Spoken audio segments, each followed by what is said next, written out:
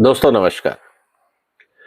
ED की कार्रवाई की जब बात आती है तो प्रिवेंशन ऑफ मनी लॉन्ड्रिंग कानून की बात आती है और अक्सर ये कहा जाता है कि ये कानून बहुत सख्त है। इस तरह से हम हिंदुस्तान के लोगों को तंग नहीं कर सकते। दोस्तों अगर आप इसको कंपेयर करेंगे अमेरिका के एंटी मनी लॉन्ड्रिंग कानून से तो आपको पता लगेगा कि हमारा कानून अभी भी बहुत लचर है और यही कारण है कि हिंदुस्तान में आज भी ब्लैक मनी बहुत आसानी से जनरेट हो जाता है। अगर हमें वास्तव में यह समझना है कि अमेरिका में किस तरह से ब्लैक मनी को कंट्रोल किया जाता है तो सबसे पहले हमें यह समझना होगा कि वहां पे समस्या कितनी बड़ी है। आंकड़ों के हिसाब से अगर हम अमेरिका की जीडीपी की तुलना करते हैं तो अमेरिका की जीडीपी करीब 27.5 ट्रिलियन डॉलर के आसपास है और उसमें से 6 से 12% ब्लैक मनी मानी जाती है, करीब 1.7 ट्रिलियन से लेकर 3.5 ट्रिलियन तक। 3.5 ट्रिलियन डॉलर का मतलब है भारत की जीडीपी का ऑलमोस्ट 75% से ऊपर। लगभग भारत जितनी पूरी हमारी जो जीडीपी है उतनी अमेरिका में ब्लैक इकोनॉमी है, तो समस्या गंभीर है। वहां पे भी मनी लॉन्ड्रिंग का कानून करीब 30-40 साल पुराने थे। 2020 में कांग्रेस ने वहां पे मनी लॉन्ड्रिंग के खिलाफ एक कानून बनाया और इस बात को हमें समझना होगा कि उन्होंने black money, money laundering, terrorist funding, जितने भी ये गैर कानूनी काम है इसको नेशनल डिफेंस से जोड़ दिया है कि जितने भी ये गैर कानूनी काम है ये सब राष्ट्रीय सुरक्षा में खतरा है। तो 2020 में अमेरिका की कांग्रेस ने एक कानून पास किया, नेशनल डिफेंस ऑथराइजेशन एक्ट, और उसके तहत एंटी मनी लॉन्ड्रिंग एक्ट भी था, वहां पे बैंकिंग सीक्रेसी एक्ट भी था। अमेरिका में एक पैट्रियट एक्ट बनाया, उसको भी उन्होंने कहा, और कॉर्पोरेट ट्रांसपेरेंसी एक्ट। ये चारों कानूनों को मिला के उन्होंने अपनी जो कांग्रेस थी, जिसको हम संसद बोलते हैं भारत में, उसमें नेशनल डिफेंस ऑथराइजेशन एक्ट को पास किया। इंटरेस्टिंग बात यह थी कि इस कानून को अमेरिका के राष्ट्रपति जो उस समय डोनाल्ड ट्रंप थे, उन्होंने इसको वीटो कर दिया, मतलब रिजेक्ट कर दिया कि हमें यह कानून अमेरिका में नहीं चाहिए। यह मुद्दा फिर गया अमेरिका की सीनेट में, और सीनेट ने, जहां पे दोनों पक्षों के एमपीज होते हैं, सेनेटर होते हैं, जैसे हमारे यहां राज्यसभा होती है, उन्होंने अपने ही प्रेसिडेंट के द्वारा लिए गए निर्णय को पलट दिया। क्या आप ऐसा कभी सोच सकते हैं कि भारत में प्रधानमंत्री के द्वारा लिए गए निर्णय को संसद में उन्हीं की पार्टी विपक्षी दलों के साथ मिलकर निर्णय को पलट दे? क्या ऐसा पॉसिबल है? अमेरिका में ये पॉसिबल है, और ये लोगों को उम्मीद नहीं थी, लेकिन ऐसा हुआ। और ये कानून 81:13 की वोट से पास किया गया, और दोनों तरफ के जो सदन के सदस्य थे उनका ये कहना था ये राष्ट्र हित में जरूरी है, इसलिए इस कानून को पास करना भी जरूरी है। जब ये बात आगे बढ़ी तो उन्होंने ये कहा कि जिस तरह से दुनिया में मनी लॉन्ड्रिंग का काम हो रहा है, नई तकनीकें आ रही हैं, लोग इनोवेटिव होते जा रहे हैं, क्रिमिनल्स भी नए नए रास्ते ढूंढ रहे हैं, पुराने कानूनों से काम नहीं चलेगा। बहुत क्लियर था, और उन्होंने डिपार्टमेंट ऑफ जस्टिस को भी ये अधिकार दिए कि आप जिसकी बैंक डिटेल या सीक्रेट डॉक्यूमेंट लेना चाहते हैं किसी भी बैंकिंग सिस्टम से, आप ले सकते हैं अगर आपको लगता है कि ये राष्ट्र हित में है। क्योंकि अमेरिका का ये मानना है कि जो मॉडर्न क्रिमिनल्स हैं वो बैंकिंग सिस्टम को, online transaction, crypto currency, banking system, इसी को ही एक्सप्लॉइट करते हैं अपने क्राइम में। तो इस सब पे रोक लगानी जरूरी है। इसके लिए उन्होंने एक कानून में प्रावधान किया जिसको उन्होंने कहा फाइनेंशियल क्राइम एनफोर्समेंट नेटवर्क। जैसे हमारे यहाँ पे क्रिमिनल रिकॉर्ड का ब्यूरो है, हम लोग भारत के अंदर कभी भी क्राइम होता है तो उसके लिए हमने एक क्राइम रिपोर्टिंग ब्यूरो बना रखा है, लेकिन अमेरिका में उन्होंने फाइनेंशियल क्राइम को ट्रैक करने के लिए एक रिपोर्टिंग सिस्टम बनाया है, एनफोर्समेंट सिस्टम बनाया है। और इसमें जितने भी फाइनेंशियल ऑर्गेनाइजेशंस हैं, चाहे वो बैंक्स हैं, प्राइवेट इक्विटी है, प्राइवेट बैंकिंग सिस्टम है, मनी लेंडिंग ऑर्गेनाइजेशंस हैं, इंश्योरेंस कंपनीज हैं, जो भी हैं, आपके एक्सचेंजेस हैं, जो भी पैसे से डील करता है, उन सबको इस नेटवर्क में लाया गया है। सबसे इंपॉर्टेंट बात यह है कि इस पूरे प्रोसेस को कंट्रोल करने के लिए उन्होंने जो फाइनेंशियल इंस्टीट्यूशंस हैं, उनको और अधिकार दिए हैं। अधिकार देने का मतलब यह है कि उन्होंने अपने बैंकिंग, खासकर प्राइवेट बैंकों को भी ये बोला है कि कहीं पे भी अगर आपको ये लगता है कि ये संदेशपद कोई ना कोई ट्रांजैक्शन है, डाउटफुल ट्रांजैक्शन अगर है, तो आप रिपोर्ट करिए। और अगर आपको लगता है कि ये ट्रांजैक्शन कहीं डाउटफुल कैटेगरी में जारी है, आपको उस पर अगर संदेह है, तो आप दूसरी ऑर्गेनाइजेशन से भी इंफॉर्मेशन मांग सकते हैं और जो सेंट्रलाइज्ड फाइनेंशियल क्राइम नेटवर्क है, आप उसको इन्फॉर्म करेंगे। और अगर आपने नहीं किया तो आपकी अकाउंटेबिलिटी। अब सवाल यह है कि क्या बैंकों को अलर्ट होना पड़ेगा? बिल्कुल अलर्ट होना पड़ेगा और उनको आंख नाक कान खोल के अब अपनी ऑर्गेनाइजेशंस को चलाना होगा। कोई भी सस्पिशियस एक्टिविटी अगर बैंकों को दिखती है तो उसकी रिपोर्टिंग करनी होगी। और कानून ने इस बात की इजाजत दे दी है, जो नया कानून 2020 में लागू हुआ है, उस पे उन्होंने साफ कह दिया है कि banking systems will have a greater oversight. आप सिर्फ ये नहीं कह सकते कि ये बैंकिंग सिस्टम मेरा अधिकार है, मेरे पैसे हैं, मेरे को सीक्रेसी है, कॉन्फिडेंशियलिटी है, प्राइवेसी है। उन्होंने कहा अब ये बातें बेमानी हैं, क्योंकि जिस तरह से सिस्टम का मिसयूज क्रिमिनल्स कर रहे हैं, उस पर कंट्रोल करना भी जरूरी है। सबसे इंपॉर्टेंट जो उन्होंने कानून में बदलाव किए हैं वो है anti money laundering act, department of justice, आपके बैंकिंग सीक्रेसी एक्ट, इन सब को डाइल्यूट करके, मतलब मोर पावर्स दे दी गई हैं अथॉरिटीज को। पहले था कि आप ये नहीं करेंगे, आप पे रिस्ट्रिक्शंस थे।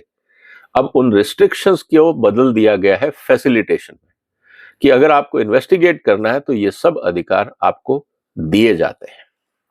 सिर्फ अधिकार ही नहीं दिए गए, इन सब डिपार्टमेंट्स को यह कहा गया है कि अब आप एनुअल रिपोर्ट्स भी देंगे कांग्रेस को और ये बताएंगे कि आपने मनी लॉन्ड्रिंग को या गैर कानूनी जो धंधे होते हैं उनको रोकने के लिए क्या क्या कदम उठाए। यहां तक कि अगर आपको विदेशी बैंकों से और विदेशी सरकारों के साथ कोई एग्रीमेंट करने हो, समझौते करने हो बायलैटरल इंफॉर्मेशन के लिए, क्योंकि क्रिमिनल्स आज की तारीख में इंटरनेशनल हो गए, human trafficking, drugs, arms smuggling, ये सब इंटरनेशनल गैंग्स हैं। इनको ट्रैक करने के लिए अगर आपको किसी दूसरे देश के साथ भी समझौता करना है, आप करें और कांग्रेस को इन्फॉर्म करें कि आपने क्या कदम उठाए। ये अब इंपॉर्टेंट हो गया है। यही नहीं, अमेरिका में अब यह भी कहा गया है इस कानून के तहत कि हर 4 साल में ये सिस्टम को रिव्यू किया जाएगा। 4 साल किस लिए? क्योंकि वहां के जो प्रेसिडेंशियल टर्म होता है, जैसे हमारे यहाँ 5 साल होता है संसद का जो कार्यकाल होता है, वहां पे जो प्रेसिडेंशियल टेन्योर होता है वो 4 साल का होता है। इसका मतलब हर प्रेसिडेंट को अपने टेन्योर में इस पूरे सिस्टम को रिव्यू करना होगा कि अगर क्रिमिनल्स ने तरीके बदल लिए हैं, नई टेक्नोलॉजीज आ गई हैं, उदाहरण के लिए क्रिप्टो करेंसी पहले नहीं थी, तो अगर क्रिप्टो करेंसी को कंट्रोल करने के लिए, उसको ट्रैक करने के लिए कोई सिस्टम में बदलाव करना है, तो ये प्रेसिडेंट को आदेश देने होंगे कि आप सिस्टम को रिव्यू करिए और इसको दोबारा इफेक्टिव बनाइए। वो जमाना गया कि आपने कानून बनाया और 70 साल तक, 20 साल तक, 40 साल तक आपने उस कानून को बदला ही नहीं। अब पीरियोडिक रिव्यू की बात भी इस कानून में कही गई है। एक और बहुत इंटरेस्टिंग चीज है जिसको लेके भारत में भी काफी चर्चा होती है, वो है शेल कंपनीज। कानून में यह कहा गया है कि जो भी शेल कंपनीज हैं उनमें आपको यह डिक्लेयर करना होगा कि इसका प्रिंसिपल बेनिफिशियरी कौन है। प्रिंसिपल बेनिफिशियरी का मतलब जिसके भी 25% से ज्यादा शेयर उस कंपनी में है, उसका नाम डिस्क्लोज करना होगा उस शेल कंपनीज को। उसके अलावा जो भी कंट्रोलिंग राइट्स रखता है, हो सकता है शेयर होल्डिंग कम हो, लेकिन वो उसका एमडी हो या उसका कोई कंट्रोलिंग राइट हो, उसके पास कोई और अधिकार हो, वो डायरेक्टर हो, ये आपको बताना होगा। अब आप ये नहीं कह सकते कि ये शेल कंपनी है, हमें नहीं पता इसका मालिक कौन है, ये क्यों एग्जिस्ट कर रही है। अगर आप अमेरिका के नागरिक हैं या विदेशी नागरिक हैं, जो भी उस शेल कंपनी का मालिक है, आपको वो डिस्क्लोज करना होगा। तो जो अभी तक टैक्स हेवन से फाइनेंसिंग होती थी और सिर्फ डमी कंपनियां बन जाती थी, एक ही फ्लोर पे कई लोगों के नाम पे कई कंपनियां चलती थी, अब वो सब कुछ आपको डिस्क्लोज करना होगा।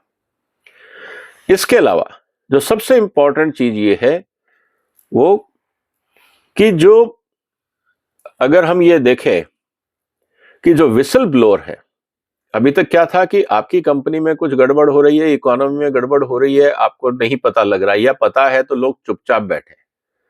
लोगों को एनकरेज करने के लिए विसल ब्लोअर कानून में भी बदलाव किए गए।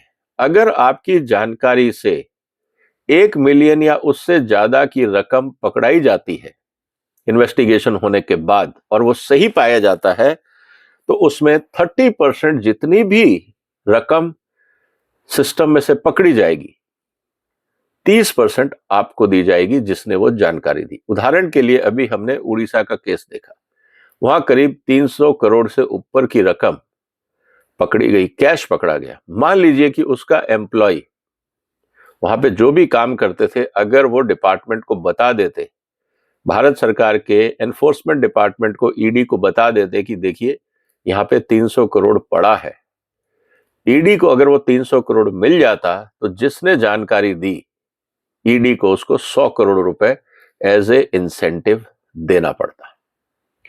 इसका मतलब यह है कि अब कोई भी आदमी जो बड़ा घपला करेगा, वो इस बात से डरेगा कि कहीं उसका एम्प्लॉय, उसका ही आदमी, उसका ही कोई रिश्तेदार मुखबिर ना बन जाए और वो फंस जाए।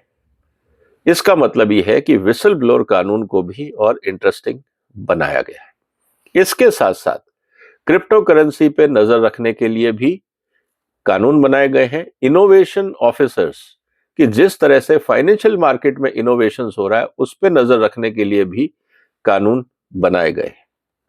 जैसा मैंने कहा, विसल ब्लोअर के लिए अगर कोई गलत जानकारी देता है और आपने गलत पैसा पकड़ा जाता है, जैसे बदले की भावना से किसी ने किसी के खिलाफ जानकारी दी, तो जिसने जानबूझ के मिसलीडिंग इंफॉर्मेशन दी है उसको दुगना पैसा वापस देना होगा, और वो भी ब्याज सहित। तो जो पैसा सीज किया है डिपार्टमेंट ने, तुरंत वो वापस देंगे, डबल वापस देंगे, क्योंकि उनकी भी फिर तफ्तीश होनी जरूरी है।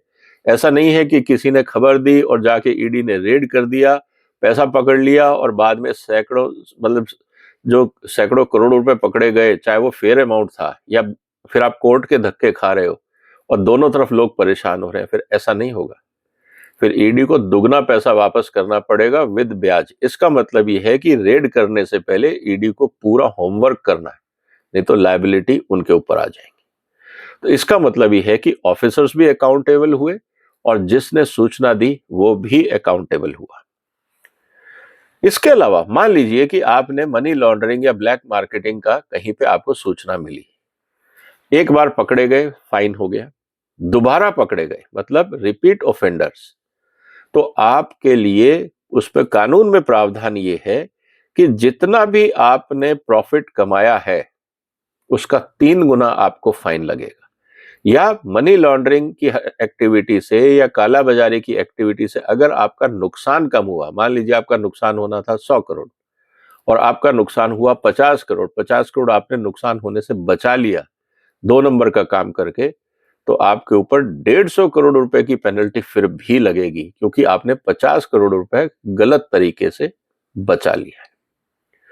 अगर कोई छोटी कंपनी है और अमाउंट इतनी नहीं बन रही है, तो जो पेनल्टी है वो जो मैक्सिमम पेनल्टी है उसका 2 गुना लगेगी। मान लीजिए कि पेनल्टी 5 करोड़ रुपए है, तो आपकी पेनल्टी रिपीट ऑफेंडर में 10 करोड़ हो जाएगी, ताकि लोग बार बार इस तरह की गलतियां ना करें। यह सिर्फ कंपनी पे ही नहीं, जितने मैनेजर्स हैं, जितने एम्प्लॉयज हैं, जितने उस कंपनी में अधिकारी काम करते हैं, जितना उनको बोनस मिला है, वो सारा सबको वापस करना होगा। इसका मतलब यह है कि कोई भी एक भी वहां पे डिसीजन मेकर अगर गड़बड़ करता है तो कीमत सबको चुकानी होगी। इसका मतलब यह है कि हर आदमी ऑर्गेनाइजेशन में विजिलेंट रहे, कि उनकी कंपनी में कोई भी आदमी 2 नंबर का काम ना करे, क्योंकि अगर पकड़े जाते हैं तो जो बोनस उनको मिला है उनको भी वापस करना पड़ेगा। और जो उस कंपनी के अधिकारी हैं, खासकर बोर्ड ऑफ डायरेक्टर्स हैं, उनको हटाया जाएगा और उनको 10 साल तक किसी और बोर्ड पे बैठने की इजाजत नहीं होगी, क्योंकि उन्होंने अपनी संस्था को ढंग से नहीं चलाया। ऐसे लोगों की समाज में जरूरत नहीं है। इसके अलावा जो प्रावधान किए गए हैं वो ये कहा गया है कि जितनी भी फाइनेंशियल इंस्टीट्यूशंस हैं उन सब की ये जिम्मेवारी है कि वो इंफॉर्मेशन शेयरिंग करें और टाइम पे इंफॉर्मेशन दें। ये नहीं कि आप कह रहे मैं सोच रहा था, मैं तो चिट्ठी लिखने वाला था, मैं आपको बताने वाला था। ऐसे काम नहीं चलेगा। तो दोस्तों, इस पूरे सिस्टम में प्राइवेट सेक्टर को इन्वॉल्व किया गया, प्राइवेट बैंकिंग सिस्टम को इन्वॉल्व किया गया, प्राइवेट कंपनीज को इन्वॉल्व किया गया, शेल कंपनीज, क्रिप्टो करेंसी और बाकी जितने भी एनफोर्समेंट डिपार्टमेंट्स हैं उनको जवाबदेह बनाया गया। और यहां तक कि अगर कोई अधिकारी मनमर्जी करते हैं, गलत रेड करते हैं, लोगों को हैरेस करते हैं और बाद में पता लगता है कि तो हैरेसमेंट था, ये तो रेड गलत थी, उस डिपार्टमेंट और अधिकारियों पे भी डबल फाइन का प्रावधान है। उस डिपार्टमेंट को दुगना पैसा देना पड़ेगा। इसका मतलब यह है कि कोई भी आदमी लापरवाही ना बरते। और सबसे अच्छी बात यह है कि मनी लॉन्ड्रिंग को नेशनल सिक्योरिटी के लिए थ्रेट मान के कानून बनाया गया है, ताकि किसी भी तरह कोई भी व्यक्ति इसको लाइटली ना ले, ना सरकार, ना मंत्री, ना राष्ट्रपति, और ना कांग्रेस, ना सेनेट। और ये बात अकाउंटेबिलिटी इसलिए फिक्स होती है क्योंकि हर 4 साल में इसको रिव्यू किया जाए। तो दोस्तों, मुझे लगता है कि हमें बहुत कुछ सीखना है American anti money laundering system जो उन्होंने बनाया है उससे। क्या भारत की संसद इस तरह का कानून पास करने की हिम्मत रखती है? क्या भारत के राजनेता और भारत के अधिकारी इस तरह के कानूनों का समर्थन करेंगे, या हम हर बात को लेके प्राइवेसी, पर्सनल एजेंडा या कॉन्फिडेंशियलिटी के नाम पे जो गलत काम हो रहे हैं उन पे पर्दा डालते रहेंगे? क्योंकि अमेरिका के सेनेटर्स ने साफ कहा है कि सीक्रेसी एक्ट का टाइम खत्म हो गया है। What we need is more transparency, more honesty in the system. तो उम्मीद है दोस्तों आपको ये वीडियो पसंद आया होगा। आप इस वीडियो को शेयर कर सकते हैं, इस चैनल को सब्सक्राइब कर सकते हैं। फिर मुलाकात होगी एक और महत्वपूर्ण मुद्दे के साथ। तब तक वंदे मातरम।